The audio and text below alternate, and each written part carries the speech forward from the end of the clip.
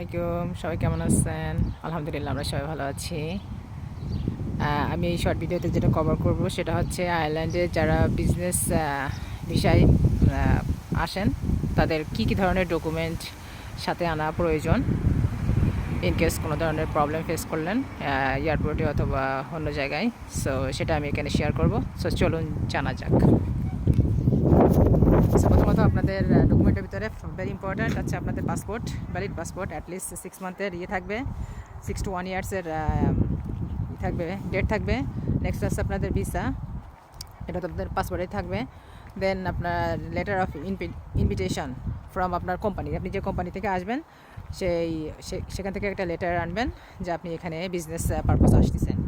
তারপরে হচ্ছে আইল্যান্ডে এসে আপনি যেখানে থাকবেন প্রুফ অফ অ্যাকোমোডেশন, হোটেলে থাকেন, যে কোনো মানে হয়তো কারোর সাথে শেয়ারিং থাকবেন কিংবা স্টেকেশন, যে অ্যাকোমোডেশন নিয়ে আগে আপনি করবেন, বুক দিবেন, সেটার লেটার থাকবে আপনার সাথে।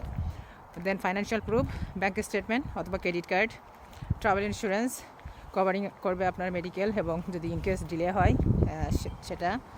দেন বিজনেস ডকুমেন্ট থাকবে, সেটার ভিতরে সব ডিটেলস থাকবে, আপনার বিজনেসের শিডিউল, কোথায় আপনি আপনাদের অ্যাক্টিভিটিগুলো হবে, অল ডিটেলস আর কি। দেন ইনকেস যদি আপনাদের আসতে দেরি হয় কোনো পারপোসে, সো সেটার লেটার আপনার কোম্পানি থেকে নিয়ে আসবেন। এই আর কি ডকুমেন্টের প্রয়োজন হয় বেসিক্যালি।